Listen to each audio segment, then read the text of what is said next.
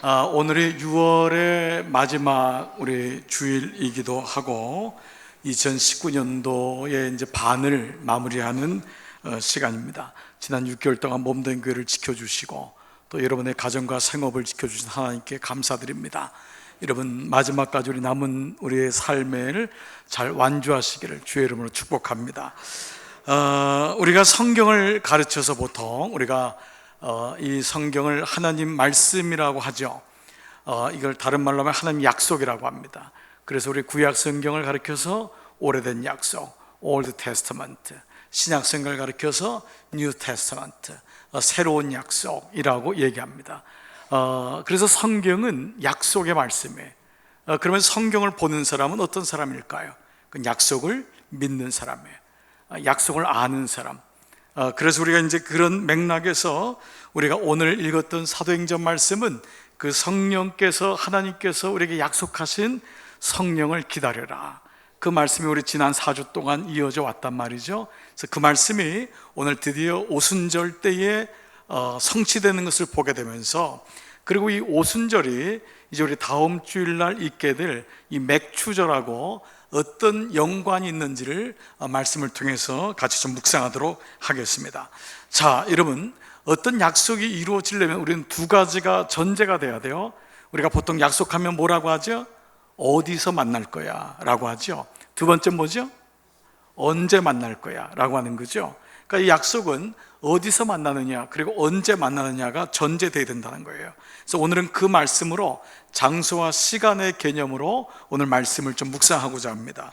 자, 첫 번째, 이 하나님의 약속이 성취된 장소가 어디냐? 사도행전 1장 12절부터 같이 한번 읽도록 하겠습니다. 자, 다 같이 한번 읽을까요? 시작. 제자들이 감람원이라는 산으로부터 예루살렘에 돌아오니 이 산은 예루살렘에서 가까워 안식일에 가기 알맞은 길이라. 들어가 그들이 유하는 다락방으로 올라가니. 어디로 올라갔죠? 네, 다락방이었어요. 그러니까 처음 교회가 세워진 데가 오늘날 같은 건물이 아니라 다락방이었어요. 여기 물론 120명이 모였지만은 큰 다락방이라고 했지만 그렇게 큰 건물은 아니었을 거예요. 보통 집보다는 크지만은 다락방이었던 거죠. 이스라엘 집의 구조는 2층으로 되어 있기 때문에 그 2층이 그 다락방의 역할을 한다고 할 수 있습니다. 자, 그러면 언제 성령이 임했느냐? 오늘 사도행전 2장 1절 본문에 오순절 날이 이미 이르매. 그러니까 성령이 임했던 시간은 언제였죠? 오순절이었단 말이에요. 자, 그렇다면 이 120명의 무리가 처음 기도하다가 성령을 받았던 이 다락방이 어디였을까? 누구의 집이었을까? 여러분, 우리가 보통 이 집을 가리켜서 어디라 그러죠? 마가의 다락방이라 그러죠. 근데 사실 사도행전 2장에는 그 말씀이 없어요. 마가의 다락방이란. 근데 이 말씀을 우리가 알려면은 예수님께서 그 당신의 공생애의 마지막 목요일 날 제자들과 마지막 만찬을 했던 그 말씀으로 유추해 볼 필요가 있습니다. 자, 그 말씀이 마가복음 14장 12절 이후인데요, 같이 한번 천천히 읽어보겠습니다. 다 같이 시작. 제자들이 예수께 여짜오되 우리가 어디로 가서 저를 잡수시게 예배하기를 원하시나이까 하매 가라사대 성내로 들어가라. 그리하면 물 한 동이를 가지고 가는 사람을 만나리니 그를 따라가서 이르되 선생님의 말씀이 내가 내 제자들과 함께 유월절을 먹을 나의 객실이 어디 있느뇨 하시더라 하라. 그리하면 자리를 베풀고 예비된 큰 다락방을 보이리니 거기서 우리를 위하여 예비하라 하신대. 자, 여러분 보세요. 말씀 그대로예요. 자, 그러니까 누군가가 큰 다락방을 예수님과 그 제자들을 위해서 예비한 거예요. 자, 이 사람이 누굴까요? 이 사람이. 그런데 흥미로운 거는 이 사도행전을 읽다 보면은 누구의 집에서 모인다고 하는 집들이 있는데 그 집 가운데서 가장 유력한 사람이 있어요. 왜 이 사람을 이 다락방을 마가의 다락방이라고 하느냐? 사도행전 12장 12절 다 같이 시작. 마가라 하는 요한의 어머니 마리아의 집에 간이 됐습니다. 여러분, 누구의 집입니까? 마리아의 집인 거예요. 그러니까 여기 요한이라는 것은 아명이에요. 보통 이제 이스라엘 사람들이 우리나라 사람처럼 두 가지 이름을 가지고 있는데, 어릴 때 불렀던 이름이 있는데 그 이름이 요한이에요. 원래 이름은 뭐죠? 마가예요. 어른이 돼서 불렀던 이름은 마가인데, 이 마가가 마가복음의 저자인 마가예요. 그 마가라고 하는 요한의 어머니 마리아의 집에 이미 사람들이 모여 기도했던 곳이에요.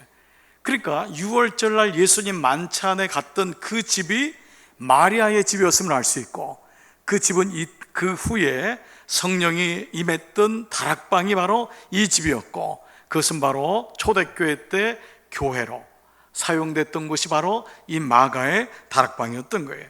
자, 놀라운 사실은 이 집주인이었던 마가의 어머니였던 마리아는 예수님을 어떻게 알았을까?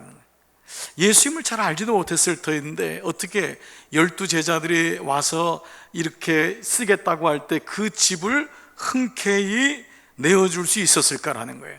훗날 예수님의 12 제자가 마가는 아니었죠. 그 어린 마가는 어머니로부터 자기 집에서 그렇게 예수님의 6월절 만찬이 있었다는 것을 알게 되었을 것이고, 그리고 이후에 이 다락방에서 최초로 성령이 임했던 것을 알게 됐던 거죠. 그리고 마가는 그것을 마가복음에서 기록했던 거예요. 그래서 이를 가리켜서 우리가 바로 마가의 다락방이라고 하는 것이 바로 이 말씀인 것입니다. 자, 말씀드린 대로 흥미로운 것은 이 마가의 다락방의 주인이었던 마리아가 누구냐? 여러분, 사도행전에 보면은 교회가 두 군데가 나오는데, 하나는 처음에 복음이 시작됐던 예루살렘 교회예요. 그 예루살렘 교회는 그러나 역사와 함께 사라집니다. 그 이방에 가서 세워졌던 최초의 교회라고 하는 교회를 가르쳐서 안디옥교라고 합니다. 그 안디옥에 세워졌으니까요. 그 바로 안디옥, 그곳에 최초의 담임자로 불려졌던 바나바와 자매가 바로 이 마리아입니다. 그러니까 이 마리아는, 이 마가는 누구냐면 바나바의 생질인 거예요. 그래서 사도행전 15장 이제 이후로 보면은 3차 전도 여행이 있었을 때 사도 바울이 마가를 데려가기를 원치 않아요. 근데 바나바는 데려가려고 해요. 왜냐하면 마가가 바나바의 조카였기 때문이에요. 그래서 이 자매의 이야기가 나오는 거죠. 그리고 놀라운 사실은 이 다락방에서 마가의 집이었어요. 그러니까 어머니의 집이었는데 훗날 그를 마가의 집이라고 했던 거죠. 이 마리아의 그 집에서 예수님이 마지막 유월절을 지키게 되었고, 그것이 교회가 되고, 그것이 사도시대 초대교회 최초의 교회가 되었다는 거예요. 참 놀라운 사실이 아닐 수 없죠. 여러분, 한 가정에서 예배가 시작됐고, 그곳에서 성령이 임하고, 그것이 교회가 됐던 것이에요. 그러니까 오늘날의 교회는 사실은 오늘 이 보이는 교회는 유형교회인 거예요. 이건 눈에 보이는 교회고 도시가 되면서 여러 사람들이 모일 수 있는 장소가 된 거지만, 최초의 교회는 가정이었어요. 여러분들이 로마는 어떤 교회죠? 로마에 보낸 교회인데 그 교회도 가정교회였어요. 고린도 전서도 가정교회예요. 갈라디아도 가정교회예요. 에베소서도 가정교회예요. 빌립보도 가정교회예요. 모든 교회가 가정이었던 거예요. 이 말을 역으로 하면은 여러분의 가정이 교회라는 거예요. 내 가정이 교회인 거예요. 그리고 여러분 거기서 성령을 각각 임했던, 성령을 받았던 내가 바로 교회라는 거예요.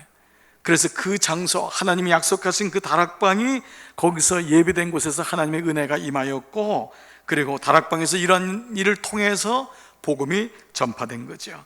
자, 우리가 이런 가운데서 우리가 한 가지 이제 질문을 해보는 게 있어요. 이렇게 약속하신 성령의 세례가 임했던 주님의 교회는 어떤 교회였을까라는 거예요.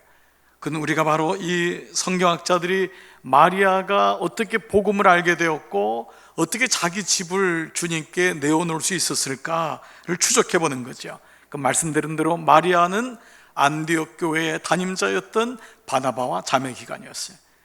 그러니까 우리는 그 옆에 있는 사람을 통해서 그 사람을 알 수 있어요. 그러니까 여러분들이 믿음이 있다는 것은 사실 혼자 믿음이 있기는 어렵습니다. 누군가가 나를 인도해 준 사람이 있는 거예요. 누군가를 통해서 말씀의 은혜를 받고, 누군가를 통해서 교회에 오게 되고, 누군가를 통해서 양육을 받게 된 거예요. 내 믿음이라는 건 혼자 있을 수 없는 거예요.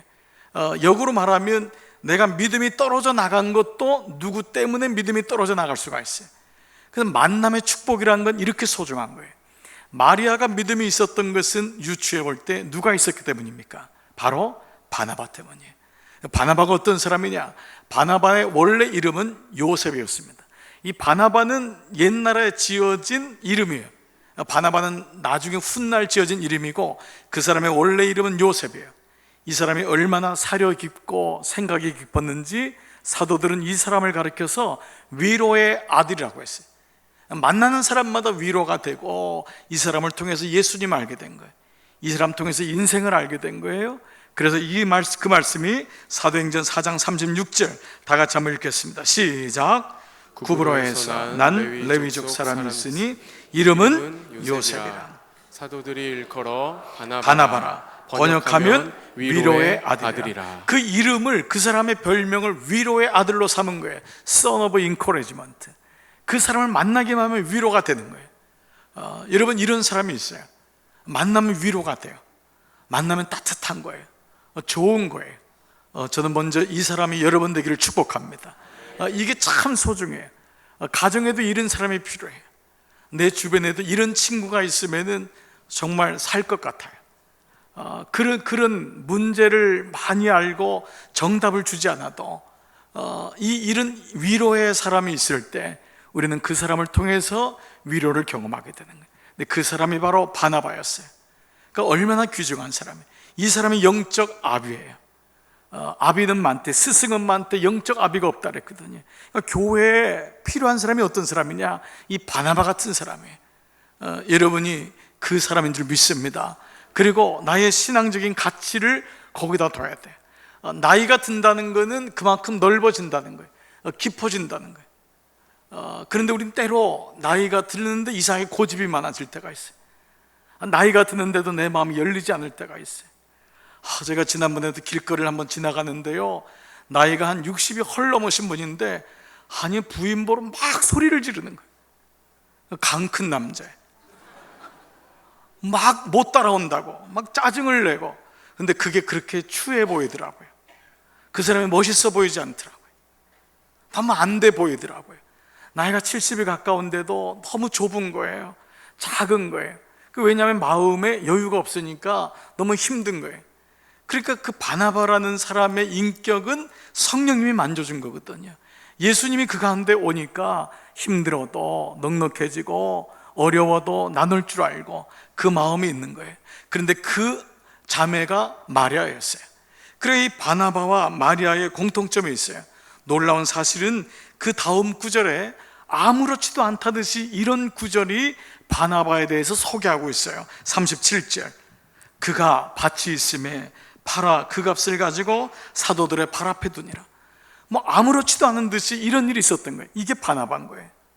이거를 바나바는 뭐 사람들한테 내색하고 얘기한 게 아니에요. 그는 자기의 소유가 자기의 것이 아님을 알았던 것 같아요. 그래서 그는 그것을 통하여서 온전히 주님께 드렸던 사람이었어요. 자매 지간이었던 마리아와 바나바의 공통점이 있어요. 마리아는 그렇게 하나님의 유월절 잔치를 위해서 그 자신의 다락방을 제공했어요. 드렸어요. 또 바나바는 안디옥 교회를 위해서 그렇게 드렸던 거예요. 신앙이 뭘까? 헌신이에요. 믿음이 뭘까요? 그 헌신이에요. 그 헌신이 내 안에 있는 거예요. 그 헌신은 자식으로 이어지는 거예요. 그런 마가가 나중에 제자가 되어서 마가 복음을 쓰는 거예요. 부모의 그런 마음이 자녀에게 내려가는 거예요. 효자집에서 효자가 나요. 그 마음은 어느 날 우리의 피 속에 들어오는 거예요. 내가 하나님을 그렇게 신실하게 섬기고 하나님을 바라볼 때 그 믿음이 흘러내려가는 거예요. 그래서 마리아와 바나바 그리고 마가의 삶을 통해서 우리는 우리의 마음을 바라보게 되죠. 여러분 생각해 보세요. 출애굽을 하면서 애굽에 있었던 모든 마지막 그 재앙이 하나가 그 첫 번째 장자와 첫 번째 소산물이 다 생물이 죽임을 당했어요. 장자는 인생의 자랑이에요. 기력의 솟한 시작이라고 했어요. 근데 그 장자가 죽는 걸 보면서 이스라엘 백성은 깨달았어요. 하나님이 손대시면은 다 가는 거구나. 하나님의 것이구나. 이것을 깨닫게 됐던 거예요. 그래서 그날을 유월절로 여기면서 이스라엘 백성들은 하나님의 것임을 고백하는 믿음을 갖게 된 거예요. 그러나 저나 여러분이나 이스라엘 백성이 다 약한지라 하나님은 애굽에서 유월절 다음 날부터 절기를 지키라고 한 게 무교절이에요. 무교절은 뭐냐면 하나님의 것을 하나님의 것으로 인정하지 않는 인간의 누룩이 들어오는 걸 조심해라. 그래서 누룩 없는 떡을 일주일 동안 먹은 거예요. 무교병을 먹으면서 모든 것이 하나님께로 왔으니 하나님께로 갈 것입니다. 그 마음을 고백했던 게 무교절이에요. 일주일 내내 그 맛없는 무교떡을 먹으면서 하나님의 은혜를 사모했던 거예요. 그래서 그때는 온 집을 다 청소하고 옷을 빨고 거룩하게 지냈어요. 자, 그런데 이 같은 모습이 어디 있냐면 예수님이 공생애 때에 들어오셔서 성전을 척결하세요. 성전에 오셔서 돈을 바꾸는 사람들, 그 희생제물을 가지고 이득을 보는 사람들의 상을 뒤집어 엎으세요. 심지어는 채찍을 가지고 내어 쫓으세요. 그때 하셨던 말씀이 마태복음 21장 13절, 다 같이 시작. 내 집은 기도하는 집이거늘 너희가 강도의 소굴로 만드는도다. 우리의 집도 마찬가지고 가정도 마찬가지고 기도하는 집이 될 수 있어요. 반면 강도의 소굴도 될 수 있어요. 내 마음도 마찬가지, 내 마음도 기도하는 마음이 될 수 있어요. 그러나 어느 순간에 강도의 소굴이 될 수도 있어요. 누가 주인이냔 말이에요. 내 마음에 거룩을 품지 못하면은 누룩이 와서 그 집안을 온통 다 도배하는 거예요. 내 마음을 다 앗아가는 거예요. 이 마음을 무교절에 비추어서 의역하면은 이런 거예요. 내 집은 순결한 집이다. 그런데 너희가 자신의 누룩으로 어지럽히고. 처음 교회에 있었던 마리아와 바나바의 헌신은 순수한 마음이었던 거예요. 이 교회를 보면 그러한 헌신이 있는 거예요. 여러분, 지난 일주일 동안도 가만 보세요. 교회는 그저 와서 예배 드리는 곳으로만 존재하지 않아요. 작은 부분들이 함께 모여서 그런 헌신들이 모아져서 교회가 되는 거예요. 어느 분은 일주일 내내 새벽제단을 지키면서 기도로 교회를 섬기는 분들이 있어요. 어느 분은 와서 봉사하고, 어느 분은 가르치고 안내를 보고 차량 봉사하고, 어떤 분은 아픈 분이 있으면 꼭 찾아가서 신박하는 분이 있어요. 어느 분은 아이가 아픈 데가 있으면 그 아이 집에 가서 꼭 그렇게 만나는 분이 있어요. 제가 주중에 저녁 때 보면은요, 어른들이나 청년들이 성전문을 들고 열고 들어오는 거예요. 어디 가냐 하면은 교회 기도하러 왔다는 거예요. 하루에 그렇게 기도하러 와서 기도하고, 교회에 와서 기도하면은 자기 기도만 하겠어요? 교회 위해서 기도하고, 목회자 위해서 기도하고, 장로님들 위해서 기도하고, 속원들 위해서 기도하고. 교회는 그렇게 소리 없이 헌신들이 이루어지는 거예요. 교회는 부자들 몇 명에서 이루어지는 게 아니에요. 과부의 2렙돈을 가진 사람, 물고기 2마리와 떡 5개를 가진 작은 것들로 인하여서 모아지고, 그 헌신들이 모아질 때 그것이 건강한 교회요, 올바른 교회인 거예요. 나는 우리 교회가 그런 교회가 되는 줄 믿습니다. 그리고 그런 헌신이 곳곳에서 일어나는 거예요. 그 기도하는 거예요. 저는 우리 교회에 335 모여서 기도했으면 하는 마음이 간절해요. 방에 들어가면 여기저기서 기도하고 여기저기서 말씀을 보고 그런 곳이 돼요. 제가 처음에 섬겼던 교회가 있었어요. 신학교 다닐 때. 그 교회 제가 이름을 얘기하지는 않겠어요. 근데 제가 그 교회 갔을 때 충격을 받았어요. 저는 그 교회가 제 모판 속에 오랫동안 남고 목회를 하면서 그런 교회가 되기를 사모해요. 아니, 그 교회 들어갔더니 곳곳마다 앉아있는데 둘이 앉아있는 거예요. 둘이 앉아가지고 성경을 펴고 얘기를 하는데 뭐였냐 했더니 양육을 하는 거예요. 말씀을 서로 보고 감사 노트를 서로 교제하고 일주일 동안 어떻게 살았던 것을 얘기하고, 그냥 일주일 동안 어디 아팠던 부위들을 뭐 열거하고 이런 게 아니에요. 아멘, 여러분. 네. 그 뼈다구부터 해서 다 그냥 온몸을 다 안 아픈 데 없다 그러고, 뭐 애는 요즘 안 되고 뭐 이런 얘기가 아니에요. 그 만났는데 말씀을 나누고 감사하고, 그 충격을 받았어요. 아니, 복도에도 앉아 있더라고요. 교회 복도에도 쭈그려 앉아가지고 청년들이 앉아가지고 말씀을 나누고 큐티한 거를 얘기하고. 그러니까요, 세상 얘기할 시간이 없더라고요. 와가지고 불평하고 누구 얘기할 평할 그런 시간이 없더라고요. 그러다가 예배 시간 되니까 다 예배 장소로 올라가더라고요. 나는 그런 교회가 우리 교회가 되기를 축복합니다. 정말 그런 마음이 있는 거예요. 우리가 어떠한 모양을 꿈꾸느냐가 그 교회예요. 가정도 마찬가지예요. 늘 부모가 싸웠던 가정이 있는 사람은 그 모판을 가지고 있어요. 나와야 돼요. 이제는 그런 가정이 되면 안 되거든요. 행복한 가정을 늘 마음에 꿈꾸고 기도하고 거기 헌신이 이루어지고, 근데 어느 날 그런 가정이 되어 있는 거예요. 그게 예배의 마음이요 기도의 마음인 줄 믿습니다. 이것이 교회인 거예요.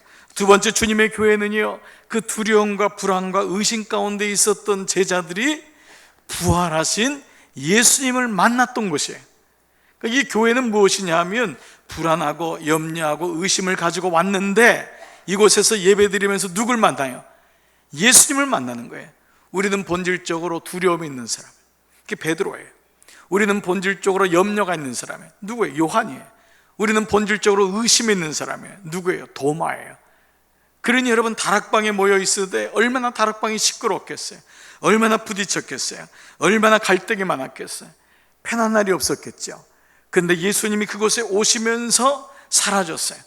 그 사람들은 그걸 보면서 새 술에 취하였다고까지 얘기했어요. 사도행전 2장 13절, 또 어떤 이들은 조롱하여 이르되 그들이 새 술에 취하였다. 술에 취한 사람은 서로 친구가 되거든요. 얼마나 감사해. 세상 사람들은 갈등이 있더라도 한잔하고 나서 친구가 되더라고요. 근데 예수 믿는 사람은 한번 삐치면 영원히 삐쳐요. 그렇다고 술이라도 먹을 수 없고, 그래서 우리는 대신 먹는 게 뭐예요? 술보다도 더 확실한 성만찬인 거예요. 성만찬. 성찬을 하면서 화해가 이루어지고, 성찬을 하면서 하나가 되고, 그리고 세상의 술이 아닌 하나님의 새 술, 성령의 술인 거예요. 이게 은혜인 거죠. 오늘 이 은혜가 있기를 축복합니다. 제가 오늘 올라오다가 어저께 그 뉴스를 하나 보다가 참 제가 평상시에 참 좋게 보았던 배우 한 분이 그만 또 목숨을 끊었다고 하는 그 기사를 보면서 너무 마음이 아팠어요. 제가 아내한테 글쎄 이 사람이 또 자살했네. 그랬더니 아내가 그분 예수님을 알고 있는지 모르겠네. 너무 안타깝다. 예수님도 모르고 얼마나 힘들었으면 그 우울증에 시달리고 그 약을 먹고 결국은 끝이 없는 거예요. 세상의 술의 마지막은 이거예요. 여러분 중에도 세상의 술을 먹어본 사람이 있을 거예요. 힘들고 어려우니까. 근데 어떻던가요? 해결되던가요? 안 돼요. 세상의 술은 해결이 안 돼요. 여러분, 이 세상에서 가장 많이 팔리는 약이 뭐예요? 수면제예요. 가장 많이 팔리는 약이 뭐예요? 위장약이에요. 그만큼 힘들다는 거예요. 그래서 오늘 성령의 술, 새 술, 성령을 받은 사람은 다르다라는 거예요. 저는 오늘 이 은혜가 우리 가운데 있기를 축복합니다. 그래서 다락방 안에서 부활하신 주님이 그 닫혀진 공간 안으로 들어온 거예요. 요한복음 6장 19절, 이날 곧 안식 후 첫날 저녁 때에 제자들이 유대인을 어떻게 해요? 두려워하여 모인 곳의 문들을 닫았더니, 문만 닫았을까요? 마음도 닫았을 거 아니에요. 그런데 예수께서 오사 가운데 서서 가라사대 다 같이요, 너희에게 평강이 있을지어다. 제가 여러분에게 한번 물을게요. 여러분의 마음에 평안이 있으세요? 평안이 있으세요? 정말 부러운 사람이에요. 내 마음에 평안이 있으면 아무리 부자인들은 뭐예요? 아무리 예쁜들은 뭐예요? 아무리 잘생긴들은 뭐예요? 마음에 불안한데 마음에 하나님이 주는 평안이 있다는 것. 그래서 예수님은 처음 만난 그들에게 평안하뇨. 저는 이 마음이 여러분 가운데 있기를 축복합니다. 여러분 지금 잘 안 풀리고 너무 힘들고 사방에 문제가 있고 어떻게 될지 모르는데 오늘 예배를 통해서 주님이 평안을 주시는 거예요. 걱정하지 마라. 그러니까 하늘의 음성이거든요. 그 음성을 듣는 거예요. 옆에 있는 친구들은 큰일 났다고 얘기하는데 주님은 말씀하는 거예요. 두려워하지 말아라. 걱정하지 말아라. 그 말씀이 나의 레마가 되는 거예요. 이 말씀이 내 말씀 되기를 축복해요. 주님이 오죽 두려웠으면, 두려워하니까 제자들이 그 다음 말씀 보니까 또 가라사대 너희에게 평강이 있을지어다. 또 얘기하는 거예요. 아버지께서 나를 보내신 것 같이 나도 너희를 보내노라. 이 말씀을 하시고 다 같이요, 저희를 향하사 숨을 내쉬며 가라사대 성령을 받으라. 저는 이 말씀이 이렇게 들렸어요. 성령을 받으면 숨을 쉴 수 있구나. 살 것 같은 거예요. 성령을 받으니까 숨을 쉬게 되는 거예요. 그렇구나, 살 것 같아. 내 마음의 그 한숨과 낙담의 마음이 다 쫓겨나고 하나님 안에 주시는 숨이 열려지는 거예요. 그러니까 이것이 성령이에요. 그 숨이란 단어와 성령이란 단어의 원어가 같아요. 얼마나 놀라운 말씀이에요. 그러니까 여러분이 성령으로 숨을 쉬는 거예요. 내 힘으로 숨을 쉬는 것 같지만 아니에요. 제가 한 번은 이머전시로 숨을 모셔서 한번 옛날에 실려갔던 때가 있었어요. 그러니까 대본에 뭐를 꼽죠? 산소호흡기를 꼽는 거예요. 그러니 숨이 들어오니까 살겠더라고요. 숨이 들어오니까 내가 언제 내 영이 살지요? 하나님의 영이 내 안에 들어오니까 살겠는 거예요. 숨을 쉴 수 있는 거예요. 그래서 좋은 거예요. 여러분, 이 은혜가 있기를 축복합니다. 자, 그랬던 이 교회에 언제 성령이 임했느냐? 사도행전 2장 1절 오늘 본문 말씀이에요. 다 같이 다시 읽습니다. 시작. 오순절 날이 이미 이름에 그들이 다 같이 한 곳에 모였더니. 오순절 날에 임한 거예요. 오순절 날. 그런데 오순절이 이미 일렀다는 거예요. 이 말은 뭐냐 하면 주님이 이미 그때를 기다렸다는 거예요. 그 절기에 오순절 날에 at the time, 그 시간에 주님이 예비하고 있다는 거예요. 내가 성전에 온 것 같지만 주님이 먼저 그 자리에 계신 거예요. 내가 그곳에 가는 것 같지만 주님이 그곳에 가 계신 거예요. 그곳에 계시더라는 거예요. 오순절은요, 우리가 구약에서 3대 절기 중에 하나인데 이 오순절과 같이 쓰이는 단어가 있어요. 한 가지 뭐냐면 77절에, 또 한 가지 뭐죠? 맞아요, 맥주절에. 자, 오순절과 같이 쓰여진 단어가 세 가지예요. 77절과 맥주절에. 우리가 다음 주일날 한국교회는 보통 7월의 첫째 주를 맥주절로 섬기지만은 사실은 이 맥주절은 성령 강림 절기하고 같은 날이에요.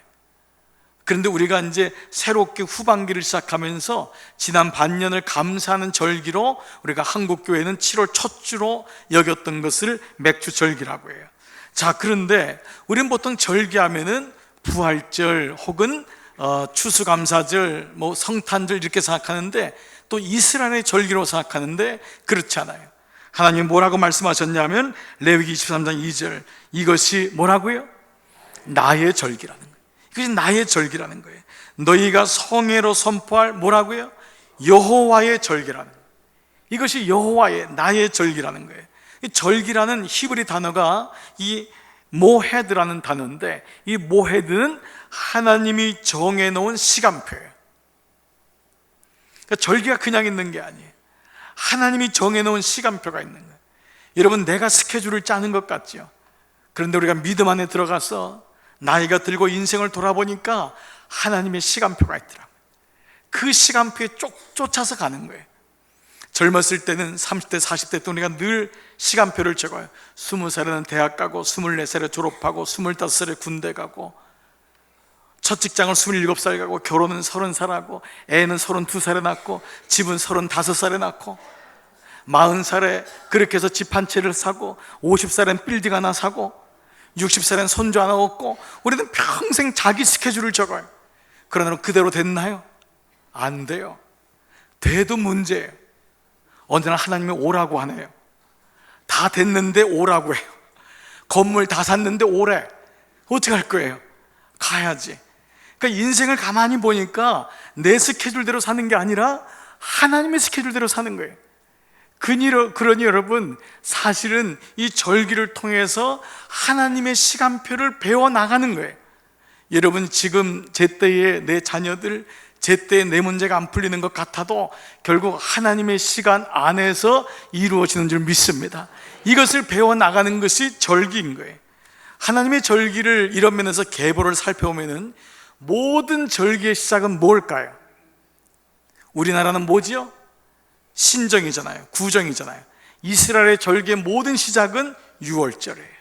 이 6월절에서부터 절기가 시작된 거예요. 6월절은 뭐지요? 430년 동안 애굽에서 종살이하던 이스라엘의 그 울음과 고초를 하나님이 아시고 애굽에서 이스라엘을 엑소더스 한 거예요. 애굽했던 거예요. 그런데 바로가 놓아주나요? 430년 동안 내 마음대로 데리고 있었는데. 그래서 이걸 구속사적인 입장으로 보면 바로가 마귀에 비유되는 거예요. 하나님의 자녀였던 우리를 마귀가 데리고 있다가 놓아줄 리가 없는 거예요. 그래서 예수 믿는 게 그렇게 어려운 거예요. 예수 믿으면서 성령 받는 게 그렇게 쉽지 않은 거예요.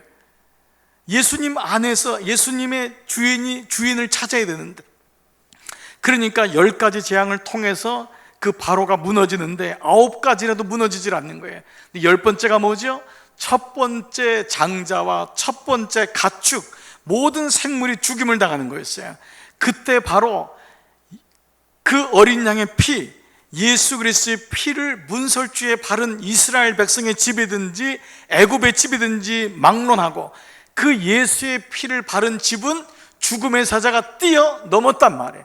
그래서 뛰어넘을 월 해서 유월절, 영어로는 pass over day, pass over day 한 거예요. 그것이 바로 유월절이었어요. 그래서 이스라엘 백성은 내가 바로 그렇게 구원받았다고 하는 그 사실을 기억한 것이 바로 유월절이었어요. 그리고 유월절 그때부터 말씀한 게 뭐죠? 무교절이었단 말이에요. 일주일 동안 그것을 기억하고 무교복을 먹으면서 구원의 감격을 잊지 말아라. 그리고 그때부터 이제는 일주일마다 7번씩 매 주일마다 모여서 하나님이 인도하셨습니다. 하나님이 일하십니다. 그거를 공급하신 거예요. 말씀을 한 거예요. 그게 바로 7.7, 7번씩 7주를 한 게 7.7절인 거예요. 그 다음 절이 뭐죠? 다음 날이 7.7이 49, 다음이 50일. 그래서 오순절 얘기했던 거예요. 그래서 7.7절과 오순절은 같은 때고, 그때 농사도 짓지 못했던 그들이 가나안 땅에 가서 그 연약한 자들을 위해서 가장 먼저 심은 것이 보리였는데, 보리에 수확을 했던 것이 맥주절이에요. 그것이 바로 오순절날 맞아떨어지면서 오순절, 7.7절, 맥주절은 같은 절기의 선상에서 이해하게 되었던 거예요.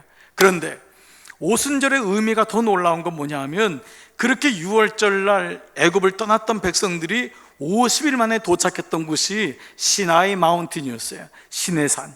그곳에서 바로 이스라엘 백성들은 광야에서 살아갈 동안 지켜야 될 율법을 받습니다. 그래서 구약의 오순절은 말씀을, 율법을 받은 날, 신약의 오순절은 말씀으로만 사는 것이 아니라 예수 그리스도의 영으로 살아야 되는 성령 받은 날. 그래서 구약의 오순절과 신약의 오순절, 그리고 그것은 하나님이 우리에게 모든 것을 공급해 주심을 감사하는 맥주절과 함께 맞물려서 오늘 우리에게 오는 것이죠. 오늘 이 절기가 바로 오순절인 거예요. 자, 이것을 신명기 16장 9절, 7주를 셀지니 곡식의 낫을 되는 첫날부터 7주를 세어 내 하나님 여호와 앞에 뭐죠? 7.7절을 지키되 내 하나님 여호와께서 내게 복을 주신 대로 내 힘을 헤아려 자원하는 예물을 드리고. 자, 그 다음 말씀 출애굽기 23장 34절 다 같이 시작. 7.7절 곧 맥주의 초실절을 지키고 새말에는 수장절을 지키라. 바로 이것이 7.7절과 맥주절이 같은 맥락에서 보는 것입니다.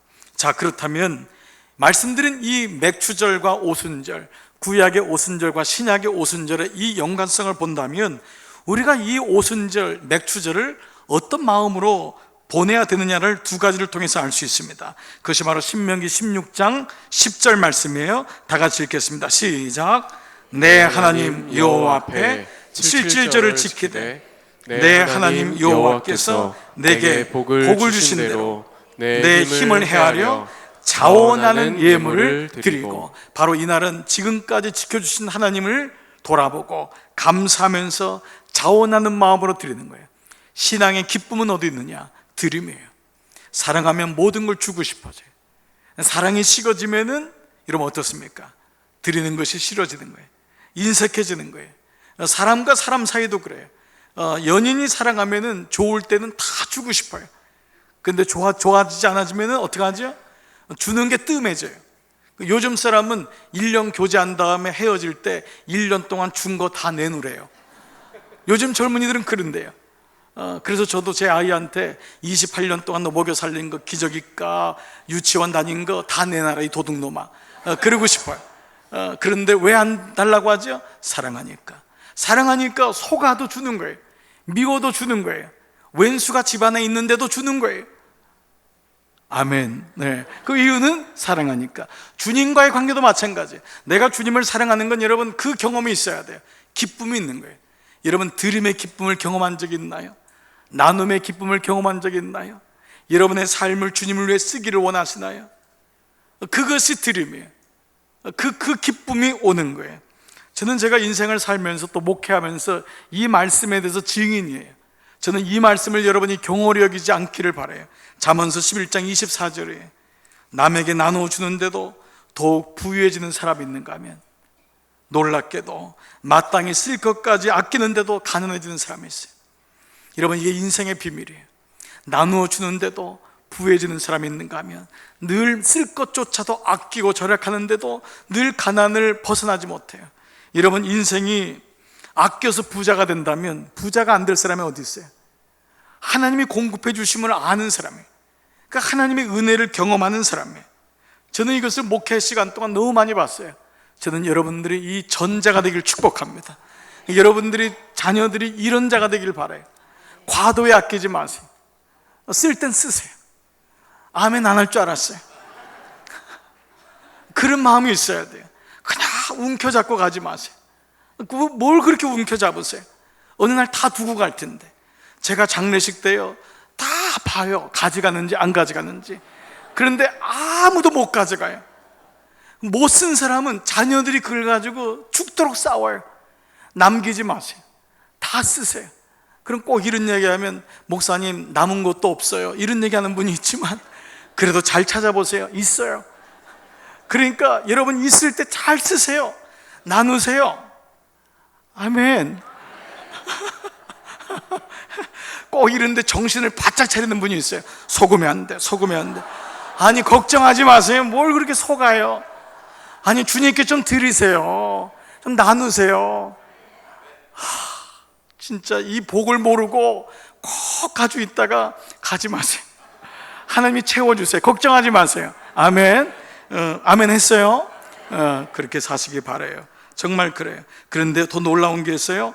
이걸 어떻게, 이 맥주절은 어떻게 사용돼야 되냐? 11절, 너와 내 자녀와 노비와 내 성중에 있는 레위인과 및, 다 같이 시작. 너희 중에 있는 객과 고아와 과부가 함께 내 하나님 여호와께서 자기의 이름을 두시려고 택하신 곳에서 내 하나님 여호와 앞에서 즐거워할지니라. 보세요. 우리 성중에 있는 사람은 다 즐거워하잖아요. 복음을 아니까. 그런데 객과 고아와 과부는 스스로의 존립이 어려운 사람이에요. 하나님은 이 사람들을 향해서 특별히 마음이 있었어요. 늘 잔치할 때마다, 늘 절기일 때마다 이 사람을 잊지 말래요. 그리고 우리에게 이 사람을 맡기셨어요. 그래서 우리에게 이 영적인 부담이, 거룩한 부담이 있는 거예요. 그래서 우리는 다음 주일날 드려지는 맥주 감사주일, 여러분들이 정성을 다해서 드려진 그 헌금은 우리의 어려운 이웃과 생명을 살리는 선교를 위해서 쓰여지는 거예요. 그렇게 해야 돼요. 교회 경상헌금이 좀 약해도 그렇게 해야 돼요. 그럴 때 하나님이 기뻐하시더라고요. 저는 우리가 그렇게 하나님께서 주신 것을 통해서 어려운 이웃이 살고 생명을 살리는 선교의 일들이 이루어지기를 축복합니다. 사실 그런데 여러분 생각해 보세요. 본질적으로, 영적으로 여러분 모두도 사실은 객과 고아와 과부예요. 나는 목사님 객이 아닌데요? 아니에요. 우리 모두 이 땅에 있다가 다 떠나는 객이에요. 나그네라고요. 우리가 사는 걸 텐트라고 했잖아요. 장막이라고 했어요. 여러분, 좁은 장막에 산다고 힘들어하지 마세요. 조금 있다가 다 걷어요. 넓은 장막에 산다고 영원히 살 거라고 착각하지 마세요. 그 장막도 다 걷어요. 그러니 우리가 사는 텐트라고 했어요. 장막 짓고 하는 것 때문에 못 구했다고 너무 아쉬워하지 마세요. 다른 사람은 다 넉넉히 몇 채의 장막이 있는데 왜 나는 하나도 없지? 너무 두려워하지 마세요. 여러분 가만 보니까 우리는 다 고아더라고요. 영적인 고아인 거예요. 우리가 이 땅에 뭐 다 부모가 있는 것 같지만 다 고아인 거예요. 다 부모도 먼저 가고 우리도 영적으로 고아인 거예요. 우린 영적으로 다 과부인 거예요. 저는 남편이 살아있는데요? 아니에요. 우린 다 영적으로 혼자인 거예요. 그래서 그 고아요, 과부요, 객을 위해서 하나님께서 가나안 땅에 도착해서 첫 번째 주신 게 뭐냐 하면 바로 보리 수확이었어요. 가나안 자들을 위한 배려였어요. 그러므로 객과 고아와 과부를 위한 배려였어요. 여러분이 아시는 룻기에 보면은 예수님의 그림자였던 보아스가 그 일꾼들에게 뭐라고 해요? 다 수확하되 이삭은 내버려둬라. 그 보리의 이삭은 놔두라는 거예요. 그거를 줍는 사람이 룻이었어요. 예수님께서 오병이의 기적을 일으켰을 때 어린아이가 가져왔던 떡은 보리떡 5개였어요. 보리는 가난한 시절을 상징하는 거예요. 그래서 그 보리떡을 먹으면서, 보리밥을 먹으면서, 보리의 추수를 보면서 지난 시절 객이었고 고아였고 과부였던 우리 인생에 임하신 하나님의 은혜를 고백하게 되는 거예요. 사랑하는 여러분, 오순절이면 동시에 맥주절, 그리고 성령이 임했다고 했다는 것은 하나님의 일하심과 동시에 우리에게는 전폭적인 순종과 내려놓음이 필요한 거예요. 농부는 겸손합니다. 농부는 씨를 뿌렸다고 해서 씨가 알아서 크지 않아요. 하늘이 열리지 않으면 하늘에서 이슬이 내리고 하늘에서 바람이 불고 하늘에서 햇빛이 쏟아져야지만이 씨가 터져서 이삭이 되는 거예요. 거기서 나달이 열리는 거예요. 하늘이 열리지 않으면 땅이 열리질 않아요. 우리가 땅만 바라보고 있을 때 하나님 말씀하는 거예요. 맥주절을 통하여 오순절 성령이 임했던 그 사실을 기억하라는 거예요. 성령을 바라보라는 거예요. 그 하나님이 너와 함께 하셔서 너의 인생 속에서 땅만 살지 아니하고 땅의 것으로 일희일비하지 아니하고 살도록 말씀하시는 거예요. 이것이 오늘 오순절 맥주절을 주시는 하나님 마음인 거예요. 상하고 두렵고 절망에 있었던 제자들에게 하늘문이 열리고 성령이 임했던 거죠. 하나님의 사람 마크 듀퐁이라고 하는 분이 쓴 Pursuing Open Heavens, 열려진 하늘을 추구하라. 이것이 우리나라 말로 열린 하늘을 통하여 하나님을 경험하라. 하늘이 열렸는데 왜 땅만 보냔 말이야. 하늘이 열렸는데 열린 하늘을 통해 하나님을 경험하라. 거기서 그는 맥주절을 맞이하는 오순절을 맞이하는 우리들의 마음을 이렇게 고백했어요. 절망하고 상한 심령이 된다는 말은 우리의 잔이 비었음을, 우리의 심령이 파산하였음을 깨닫는 것이요, 즉 우리가 경험한 모든 것이 이미 예배하신 하나님의 영광에 비해선 진실로 하잘 것 없는 것이라는 것을 깊이 느끼는 것이다. 바로 그 순간이 성령께서 일하는 시간이다. 하늘을 바라보는 그 시간, 외로운 시간이 아니라, 절망의 시간이 아니라 그 시간이 성령을 가까이 하는 시간이고, 그 시간이 하나님 바라보는 시간이고, 그 시간이 곡식으로 일희일비하는 시간이 아니라 예수 그리스도 생명의 떡이신 그분을 통해서 참 만족을 하는 그 사람, 우리는 그 사람을 가리켜서 그리스도인이라고 부르는 것입니다. 그리스도인은 하나님의 약속을 믿는 사람입니다. 아멘. 우리 다 이 시간 자리에서 일어나시겠습니다. 우리 같이 이 찬양 고백하면서 주 앞에 나가기를 원합니다. 나의 영혼이 잠잠히 하나님만 바라며, 오늘 우리의 마음을 담아서 이 찬양 고백하며 주 앞에 나가십시다. 나의 영혼이 잠잠히 하나님만 바라며, 나의 구원이 그에게서 나는 도다.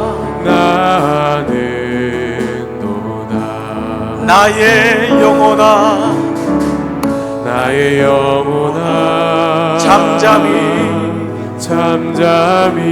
하나님만 바라라.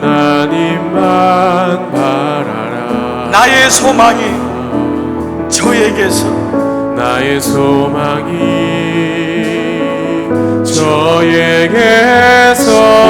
나는 도다.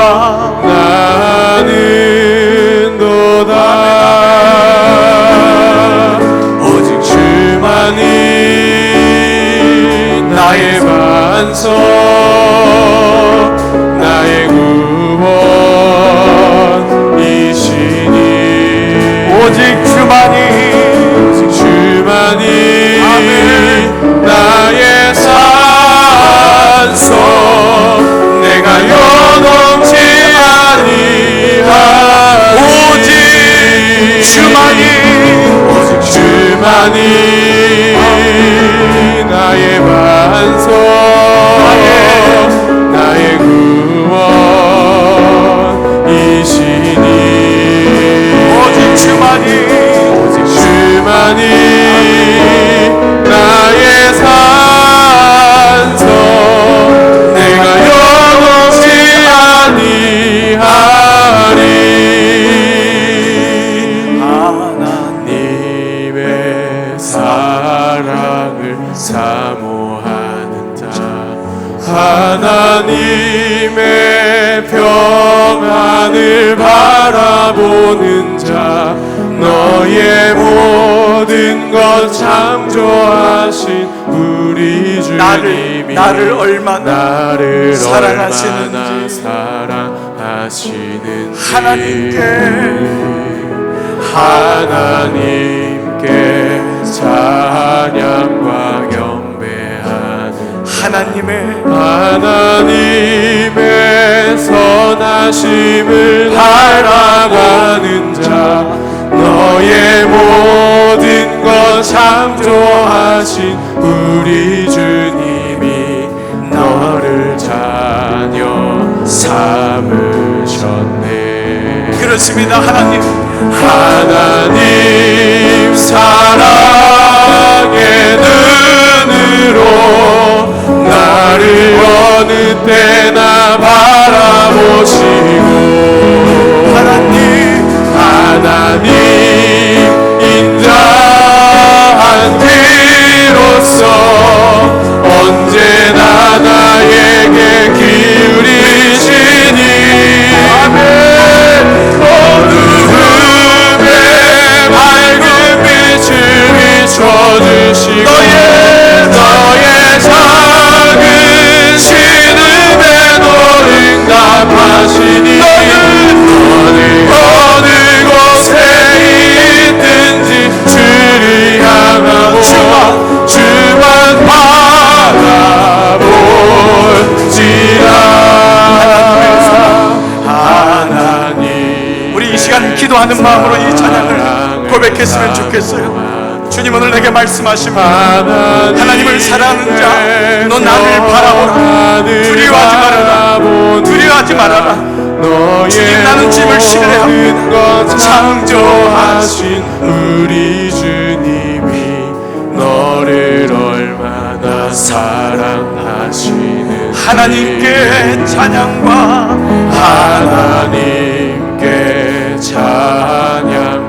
경배하는 하나님의 선하심을 닮아가는 자 너의 모든 것 창조하신 우리 주님 나를 얼마나 자녀 삼으셨네. 우리 한번 두 손 겸손히 들고 하나님 사랑의 눈으로 너를 어느 때나 바라보시고 하나님 인자한 귀로서 언제나 너에게 기울이시니 어둠에 밝은 빛을 비춰주시고 너의 작은 신음에도 응답하시니 나는 어느 곳에 있든지 주를 향하고 주만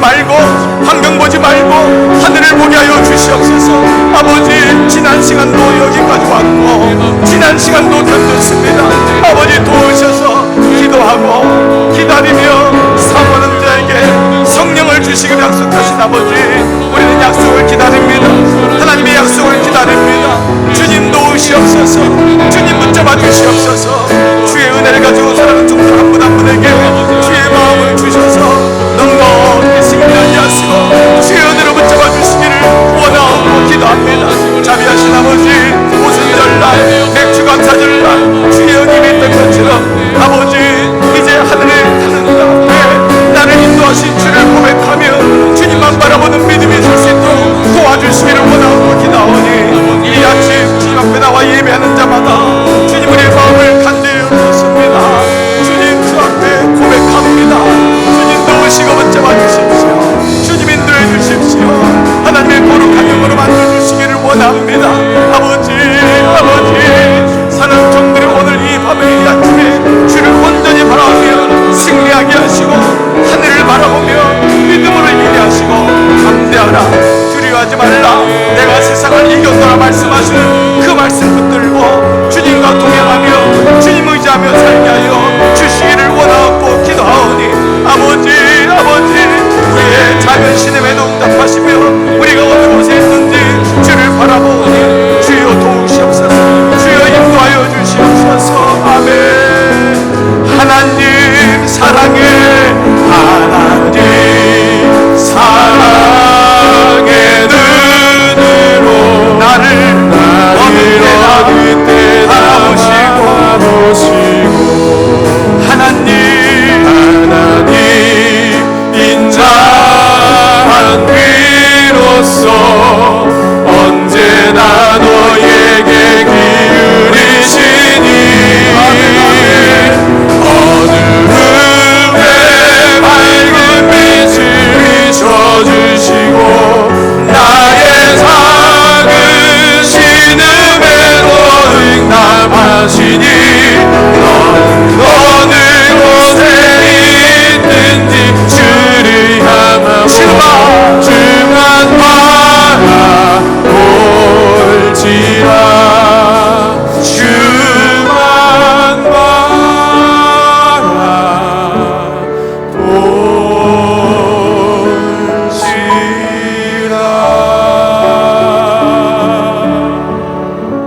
너는 어느 곳에 있든지 어떠한 일을 만나든지 나를 바라봐라. 주님 오늘 이 말씀 듣고 세상을 향해 나갑니다.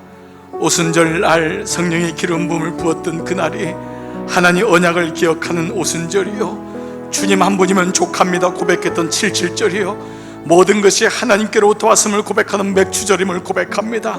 하나님 오늘 살아가는 종들의 인생 가운데 옛까지 인도하신 주님, 주님의 약속하신 시간표가 있음을 믿기에 지금 당장 눈에 보이는 것 없고 손에 잡히는 것 없지만 주님을 바라봅니다.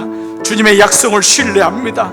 오늘 종들에게 이 마음 주셔서 이번 한 주간도 넉넉히 승리하는 우리 모두 될 수 있도록 인도하여 주시옵소서. 사랑하는 여러분, 주의 말씀 들었으니 평안히 돌아가십시오. 참 자유인답게 사십시오. 주님께서 여러분을 새로운 순례길로 초대하십니다. 날마다 새로운 마음으로 그 길을 걸어가십시오. 그릇되고 거짓된 길에서 벗어나 주님께서 기뻐하시는 바르고 선한 길을 걸어가십시오. 주님께서 여러분과 함께 하실 것입니다. 이제는 성부와 성자와 성령의 은총이 머릿속의 모든 종들 위에 이제로부터 영원토록 함께 하시기를 간절히 축원하옵나이다. 아멘.